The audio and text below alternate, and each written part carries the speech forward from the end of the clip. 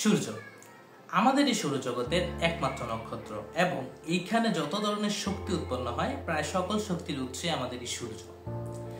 আমরা তারাদের ভবিষ্যৎ সম্পর্কে জানতে পেরেছি খুব বেশি দিন হয়নি, তখন থেকেই আমাদের মনে বিভিন্ন ধরনের প্রশ্ন যে আলটিমেটলি আমাদের সূর্যের কি হবে এবং একটা সময় তো আমাদের সূর্যের জ্বালানি শেষ হয়ে যাবে, কারণ সূর্য নিয়মিত তার জ্বালানি পোড়াচ্ছে এবং সেইখান থেকে মূলত আমাদেরকে এই তাপ আলো এই সব জিনিস দিচ্ছে। তো এই জ্বালানিটা এক সময় শেষ হয়ে যাবে, তখন আমাদের সূর্যের কি হবে। এবং একটা খুবই গুরুত্বপূর্ণ প্রশ্ন যে সূর্য কি কখনো ব্ল্যাক হোলে পরিণত হবে বা আদৌ সূর্যের পক্ষে ব্ল্যাক হোলে পরিণত হওয়া সম্ভব কিনা, এই সব কিছু নিয়ে আজকের ভিডিওতে আলোচনা করব। আমাদের সূর্যের ভর 1.98 × 10⁻³ কেজি। আমাদের সূর্য ততটা ছোট নক্ষত্রও না, আবার কত বড় নক্ষত্রও না। আমাদের সূর্য যদি ব্ল্যাক হোলে পরিণত হতে চায় তাহলে তাকে বর্তমান ভরের থেকে আরো 20 গুণ বেশি ভর অর্জন করতে হবে, এবং যেটা প্রায় অসম্ভব ব্যাপার, যার কারণে আমাদের সূর্য কখনো ব্ল্যাক হোলে পরিণত হবে না। আর এইসব নিয়ে আমাদের আসলে চিন্তা না করলেও হবে, কারণ আমাদের সূর্যের এখন যেই পরিমাণ জ্বালানি আছে এবং যেই হারে সূর্য তার জ্বালানি ব্যবহার করছে তাতে আজ থেকে আরো 5 বিলিয়ন বছর বেঁচে থাকার ক্ষমতা আছে আমাদের এই সূর্যের। তো ততদিন পর্যন্ত আমরা মোটামুটি নিশ্চিন্তে থাকতে পারি যে সূর্য আমাদের এই সৌরজগতে তেমন কোনো খারাপ ইফেক্ট ফেলবে না। তবে মাঝে মাঝে আমরা সৌরজলের কথা শুনি, আরো বিভিন্ন ঘটনার কথা শুনি যেগুলো হয়তো বা হালকা ইফেক্ট ফেলে আমাদের পরিবেশের উপর। তো এই 5 বিলিয়ন বছর পর আমাদের সূর্যের পরিণতি কি হবে?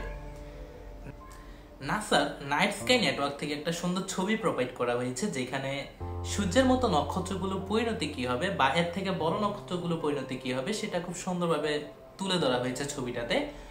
তোমরা যদি ছবিটার দিকে তাকাও তাহলে দেখতে পাবা যে এখানে সানলাইট স্টারগুলো মূলত হচ্ছে রেড জায়ান্টে পরিণত হচ্ছে, তারপর এরা প্ল্যানেটারি নেবুলা একটা পর্যায়ের মাধ্যমে হোয়াইট ড্বার্ফে পরিণত হচ্ছে। বাকি জিনিস আমাদের না জানলেও হবে, কারণ হচ্ছে ওগুলো আমাদের সৌরজগতের ফ্যাক্ট না, কারণ আমাদের সৌরজগতে যেহেতু সূর্যই আছে আমরা সূর্য নিয়ে আলোচনা করি, আর বাকি জিনিস অন্য কোনো দিন আলোচনা করা যাবে।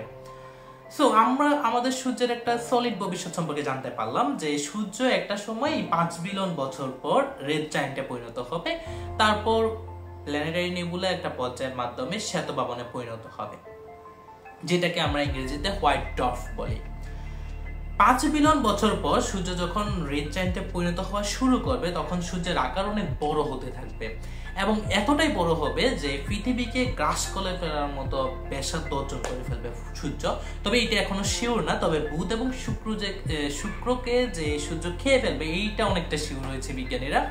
সো আমাদের পৃথিবী এখান থেকে বেঁচে যেতেও পারে। যদি আমাদের পৃথিবী বেঁচেও যায় তারপরে কি হবে? তারপর যেহেতু আমাদের সূর্য শ্বেতবাবনে পরিণত হবে, তো তখন আমাদের পৃথিবী অনেক শীতল হয়ে যাবে এবং এইখানে কোনো ধরনের প্রাণ বেঁচে থাকা একদম অসম্ভব ব্যাপার হবে। এইখানে কোনো জীবন তখন আর এক্সিস্ট করবে না। আমরা মোটামুটি আমাদের সূর্যের পরিণতি সম্পর্কে জানতে পারলাম। এখন কথা হলো যে এইটার জন্য তো সময় এখনো আমাদের হাতে 5 বিলিয়ন বছর আছে। তো আমাদের মূল জানা যে জিনিসটা ছিল সূর্য ব্ল্যাক হোলে পরিণত হবে কিনা, না, সূর্য কখনোই ব্ল্যাক হোলে পরিণত হবে না।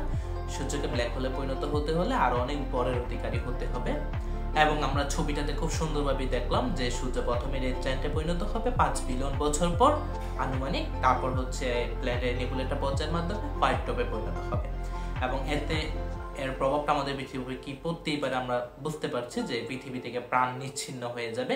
এবং আশা করি ততদিন পর্যন্ত আমাদের পৃথিবী অবশ্য থাকবেও না, হয়তো বা কিয়ামত চলে আসবে, পৃথিবী এমনিতেই ধ্বংস হয়ে যাবে, পুরো মহাবিশ্ব ধ্বংস হয়ে যাবে।